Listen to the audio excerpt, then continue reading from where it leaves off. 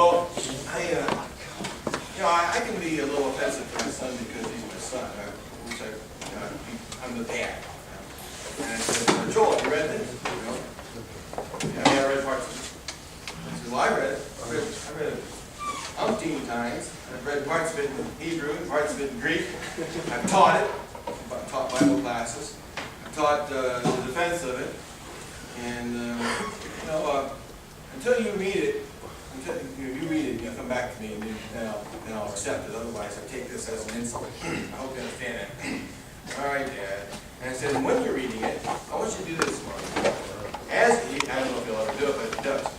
As you read the Bible, as you read this Bible that you want to give to me, you want to make it a Father's Day gift, bring it back to me next year. Do this.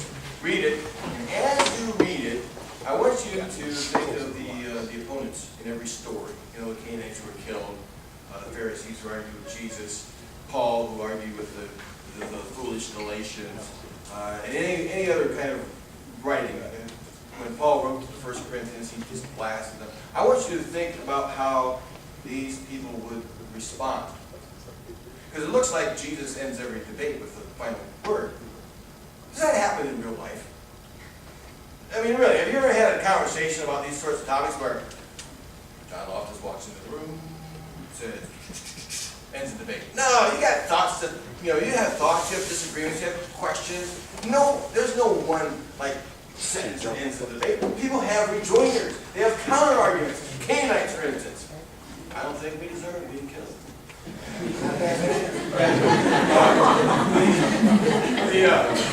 The Muslims think that America should be wiped off the face of the earth. Do you think so?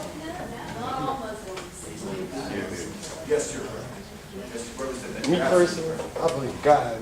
What's that? Say me personally, I believe in God. I mean, I can't take much more of this. Any other questions? I sort of have a suggestion. To your first objection that they have for the falsy test argument, that no religion can pass it, I believe is what it was. It might be useful for you to point out what could convert a non-believer.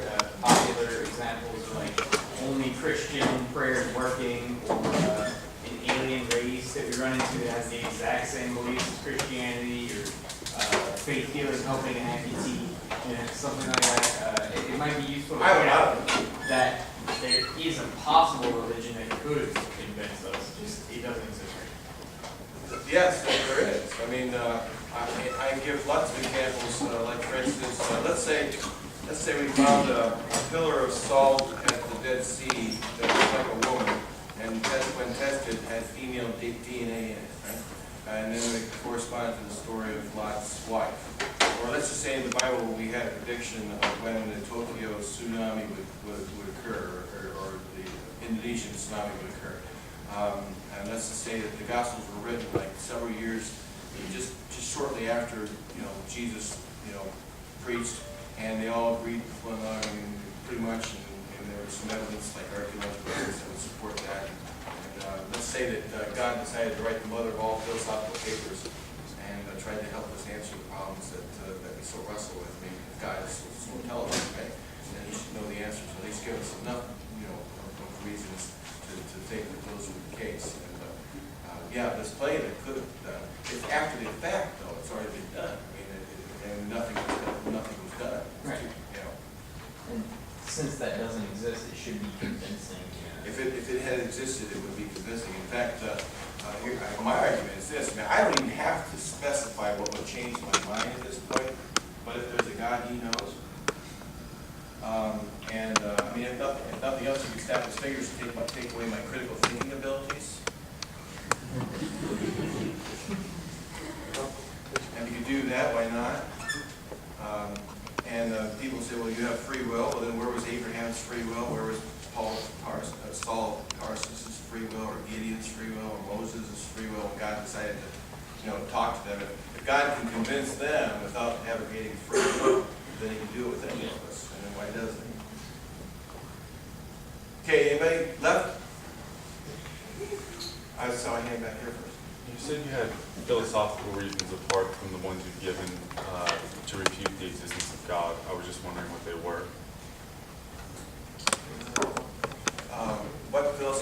In your talk, you said you had philosophical reasons apart from your talk for denying the existence of God. I was just wondering what they were. Well, first off, I don't think I mean, it's a big question. I mean, that's another lecture. But basically, I don't think the philosophical arguments work, and I think that evolutionary biology explains a lot what apologists think it should. I think the problem with evil is devastating to any belief in a good God that overweighs any design that you might see in the universe.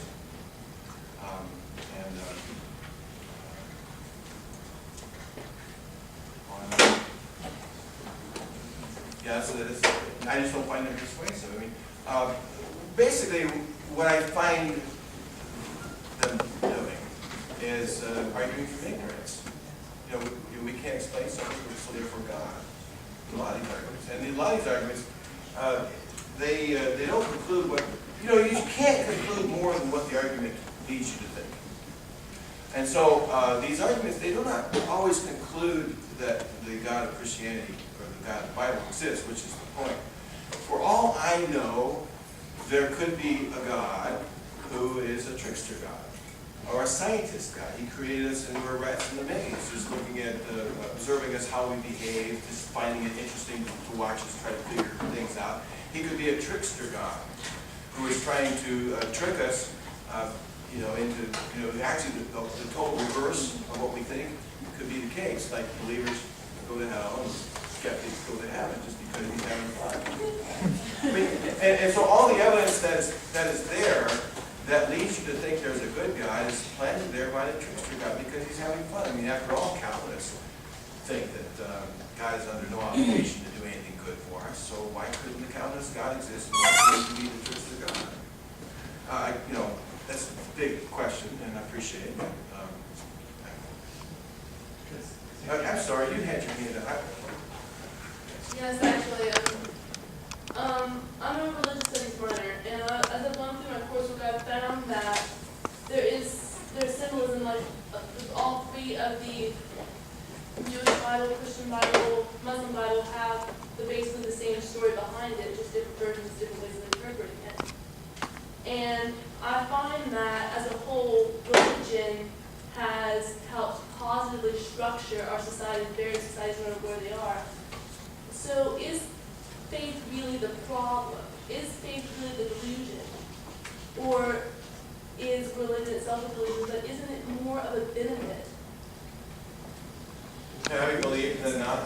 To have you believe, because as a spiritual psychologist, I found that belief is actually a way to positively influence your life. So it isn't, it's motivated. Well, I mean,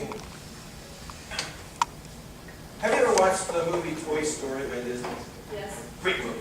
Took my kid to it when it first came out. There's Buzz Lightyear and Woody. Buzz Lightyear, he thinks he can fly all over the place. He's having fun, he's happy. But he's delusional, right? I mean, he can't fly. And he could have gotten hurt. He was happy, but he could have gotten hurt. And I asked my son after watching that movie, I said, now, Buzz Lightyear, of course, he learned the truth. He couldn't fly. He was depressed for so long. And then he's like, he's going to do what he can to help out his fellow toys. Again, the movie, he did it on his own strength and his own power. But I asked him, would you rather know the truth, or would you rather believe a lie? That's the question. Lies can get you hurt. I know a lot of happy people who are religious. My mother-in-law is one of them. And I find myself happier now that I don't believe. But I think religion has done a lot of harm. And I think anyone who thinks that faith can get you by and use it as an escape for not thinking is harmful. And I think that there's a lot of belief that is acceptable. You would agree. I don't want to take my daughter to the hospital because we believe that faith is going to heal her, that kind. And I don't see that much different than other kinds of things. My brother is an elder in the church, and God's gonna raise the money to build this new church building, and so we're gonna like step out on a limb, and we're gonna buy, better pews, and ivory this, and gold that, and stuff like that, and, going bankrupt, or close to it, or else then they gotta, go out into the community and say, please, we have to leave, but, where's money? So, it can't be an excuse for thinking clearly. It can't be an excuse for reason. Things can exist with reason. That is true, that's.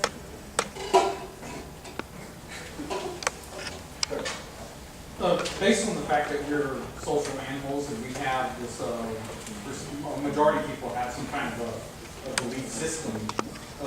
If we were to take this faith test and consider it true, and the majority of people would do that, what kind of gaps would you feel in the area where we normally have a social gathering or get together? You see people preaching atheism? No. I'd say if atheism reigns, then we would be members of the Kiwanis, the Rotary, Lewis Lodge, golf clubs, we would support the best baseball team, and we wouldn't give it a thought. It wouldn't be anything that we would bother with, except an occasional glance or an occasional, boy, aren't we glad that, that's the history, aren't we glad we done that? It's kind of a personal question, but do you ever, I don't know if you taught your son Christianity at a really young age, do you wish maybe you had waited until you were 18, 19, and becoming an adult before he made up his mind about it? Well, his name is Joel. That's the prophet in the Old Testament. I felt as a responsibility as a Christian minister to teach them their faith. At the time, I wouldn't think anything differently. I couldn't, save them from hell, teach them the right way. Of course, now I do. I couldn't